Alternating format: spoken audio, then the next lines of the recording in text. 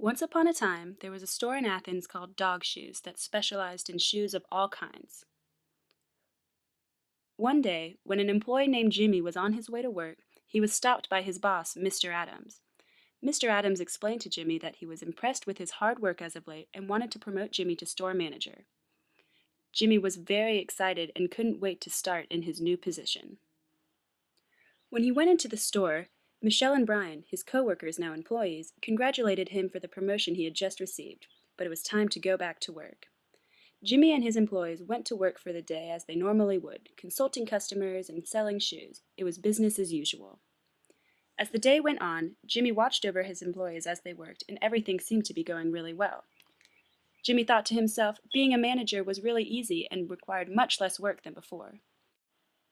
After a while, Jimmy decided that Michelle and Brian were doing a good job and things would be fine without him, so he decided to leave the store early. The next day, Jimmy returned to Dog Shoes for another day at the office, but didn't expect what he was about to see inside.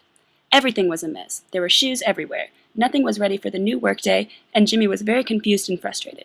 And on top of that, Brian was nowhere to be found. Jimmy and Michelle went to work picking up all the shoes around the store and putting them back to where they belonged. Soon enough, Brian walked in.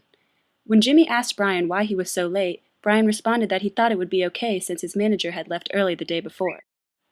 Jimmy suddenly became nervous as he realized how much his actions had influenced his employees. He sent Brian to help Michelle pick up the rest of the shoes. Not long after, the boss, Mr. Adams, showed up to the store and demanded Jimmy explain why there was such a mess. Jimmy was nervous to tell him that he had failed to properly manage the store the day before. Mr. Adams told Jimmy that in order to be a good manager, you have to be able to lead employees by example and influence them to do the best work they can. He explained being a manager isn't for everyone, but he was going to give Jimmy another chance to show him he has the organizational skills and the delegative skills it took to be successful. Jimmy knew what he had to do and got ready to get everything back in line, starting by having an employee meeting. When he met with his employees, Michelle and Brian, he first apologized for his actions from the day before, including leaving the store early.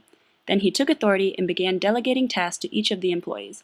When they had questions, Jimmy gladly answered them and cleared all confusion that they may have had. After the meeting, everyone was feeling much better that they were all on the same page and they were ready to take on the day. Jimmy and the employees actively worked around the store to help customers as they arrived and purchased shoes. As the day went on, Jimmy was impressed by how much smoother the store operations flowed when he was actively leading his team throughout the day. And soon enough, it was time for store closing. When they had finished their tasks, Jimmy allowed Michelle and Brian to head home for the day.